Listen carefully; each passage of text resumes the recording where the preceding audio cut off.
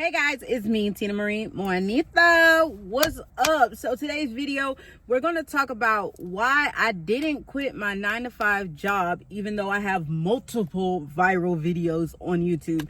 Because guys, if you didn't know, I have two channels. One has 51,000 subscribers. This one has, I think, 16,000 subscribers. But I went viral on both channels. Okay, both channels have had a lot of views. I have two videos, I guess I'll put right here. One has 600 something thousand views, the 100 something thousand views. And then I have videos from this channel, I put right here, that have over 400,000 views. One's about me conceiving after, a miscarriage and having PCOS, so it's educational. And the other one was just a funny video about the jokes and people say about having biracial children. So it was a little funny skitty thing. It was just about things that you hear all the time. But anyway, I wanted to explain why I never quit my W-2 and why I work and I grind even harder even though I make a check on YouTube every month. Only miss 1 month because I put up no content whatsoever and didn't have enough backup in the chamber that month just to get paid. And yes, you see my DoorDash bag back there, because after I drop my kids off at school, I DoorDash before I go to my W-2. I DoorDash on my lunch break, and I DoorDash when I have free time.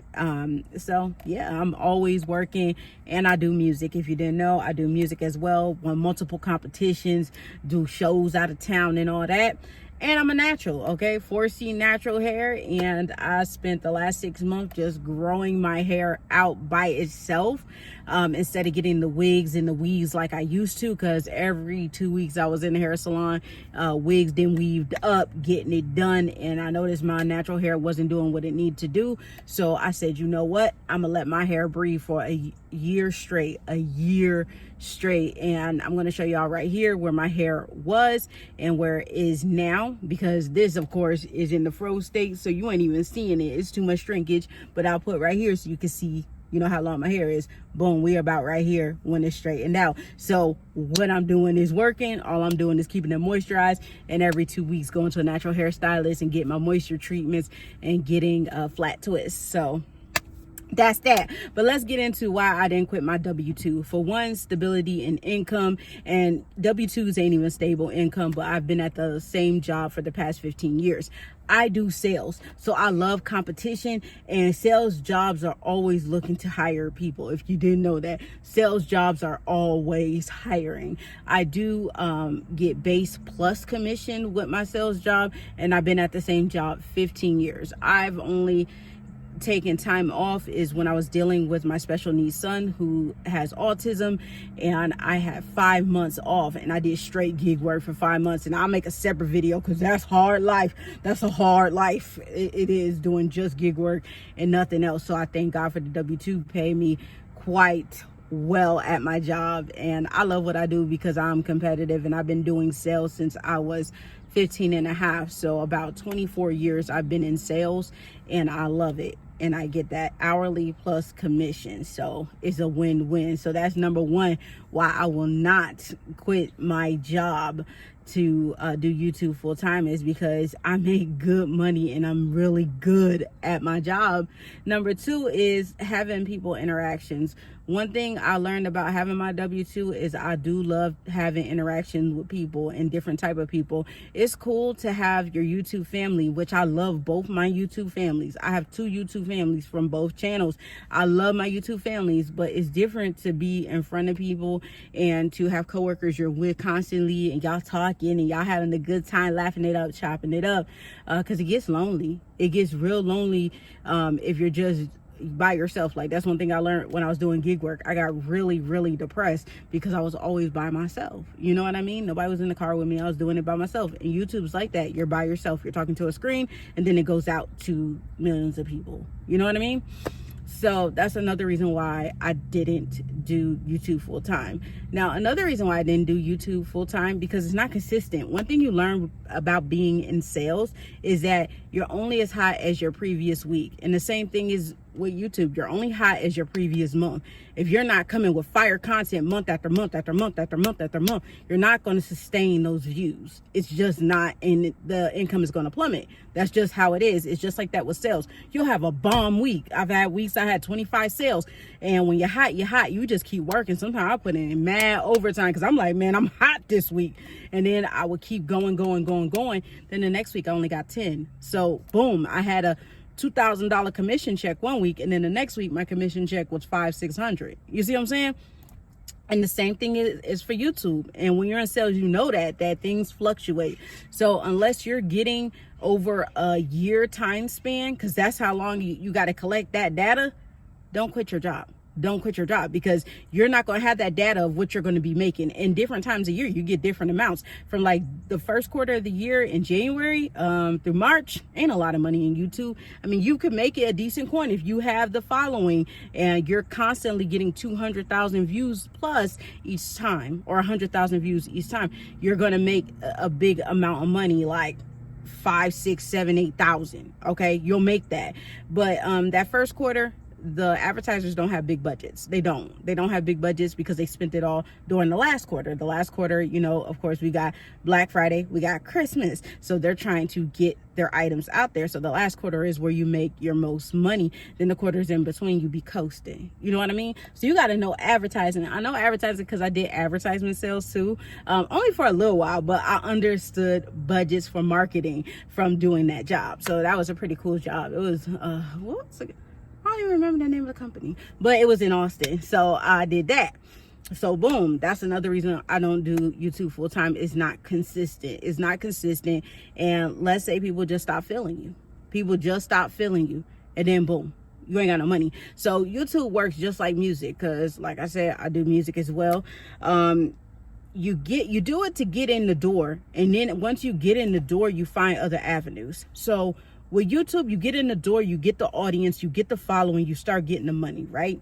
So you get the new camera, you get the new setup, but then you start getting brand deals. You start working with different companies. You start having your own brand that you can promote to your people, and you keep growing. So that way you don't depend on the YouTube check.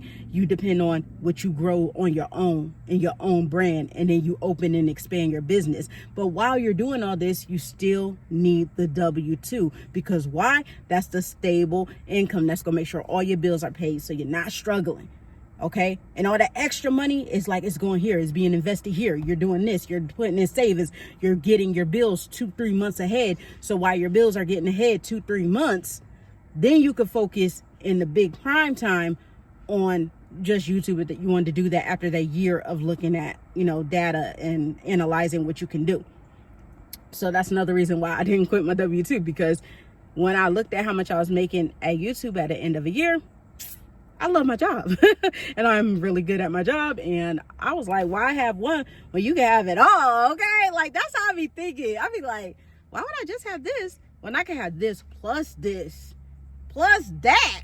You know what I mean? Like, I'm dashing right now because my job for the months of November and December are really slow. So I don't work in November and December. They already know. Sign me up for the voluntary layoff. I do it every single year. I don't work November. I don't work December. So I have more time with my kids. So that's why I'm door dashing so hard right now. So I can focus those 2 months mainly on my kids and being on YouTube more. So my job actually gives me that audible, basically, where for 2 months out the year, you know, I can be content creating, and that is at the most pivotal time where you make the most on YouTube, which is October, November, December. That's why you're seeing everybody doing October, where they vlog the whole month, Vlogtober they call it, and then December they do Vlogmas.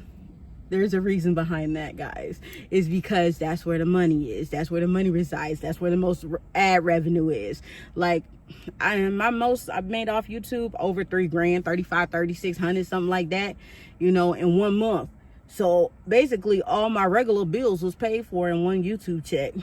And we was having fun. Like, I was luxurying it out. Like, when YouTube checks were really good for me, I spent all that money on luxury. I did. Then when I stopped doing YouTube as much because I focused on my W-2 and I was having a lot of issues with my my son, I stopped buying luxury and I started living normal again. But now I know that layoffs are coming. I know I want to keep making my money from YouTube, but I want to use my YouTube money to invest back into YouTube. So I'm door dashing, and now I'm hustling in DoorDash so I can pay my bills months in advance. So while I'm on leave, I ain't got to stress about nothing. I ain't got to worry about nothing. And I can give y'all full content. And another reason, and this is the final reason why I don't leave my W-2, is because taxes. Because YouTube does not take taxes. They do not. They don't take a penny of taxes. They don't. You're a 1099 employee, just like with DoorDash and all the other gig apps. So you need write-offs. You need write-off. So what I do at my regular job, I put a big fat zero. I claim zero so they can tax me hard. And I mean, they be taxing me. They be taxing me. They tax me hard, and I let them, because I know the money I make off YouTube is not getting taxed. I do put a certain amount aside for taxes, so each year I end up still getting a decent size refund. But if you're getting YouTube and you're making a lot of money on YouTube and you don't have tax write-offs, meaning like equipment, this is what I edit on, this right here, boom. This is the iPad Pro, is the biggest one, a 13.5 inch screen. So that's a tax write-off. I just actually got this, and this is a tax write-off. You can write off a lot of things. Anything that you do for your channel to have your channel going, you can write off cell phone bills. You can write off your car. There are so many things you can write off. The things you shop for, because my other channel is basically a shopping channel. You can write those things off, especially if you make a big enough amount on YouTube. You can write those things off, but you never want to have so many write-offs that it shows that you have a loss for too many years. That's going too far. I know that's giving y'all accounting. I can't get into the accounting. If y'all want to know the accounting side of things, let me know. But after too many years of having like too many write-offs and you're not producing a profit, they'll consider it a hobby, and then you can no longer claim it as, you know, tax. You can't claim it. You just have to pay on it because it's a hobby, so you can't get deductions off, and then that's really gonna screw you. But that's another video. If y'all want to know about that, the financial and the tax part of YouTube, let me know. I've been around these YouTube streets for a long time. I know, y'all. But I let my W-2 get taxed all the way up, like tack, tack, tack, tack, tack. Uncle Sam be beating me, okay? But the reason why I let Uncle Sam do it is because I know YouTube ain't taking from me, DoorDash ain't taking from me, Instacart ain't taking from me. They're all 1099s. So you have to be smart with that. And that's all I got. That's why I work my W-2 viral videos in the past on YouTube, and I have some decent following, but I continue to work a W-2. And it's just because I'm a hustler, baby. Okay? I just want you to know I'm a hustler. Like, I'm from New York. I don't know. But it's been instilled from both my parents to be hustlers. Military, worked another job, then got a job at the post office, worked in the post office in another job. My dad worked multiple jobs. My mom was a rapper back in the day. My dad was a DJ. You know, they just hustlers. I come from a line of hustlers and legal hustlers, okay? Legal hustlers at that. And we just like to get money. We like to have a champagne appetite, but we don't want to go broke having a champagne appetite. So we put in that work. And I instill that in my kids too. Put in that work. You can have it all. It's possible to have it all in this world. You just got to put in that work. So that's all I got for you guys. I hope you guys enjoyed this video. Remember, rate, comment, subscribe. Do you do YouTube and have a W-2? I would love to know in the comments below. And how do you manage it all? And I'll see you guys in the next one. Bye, guys.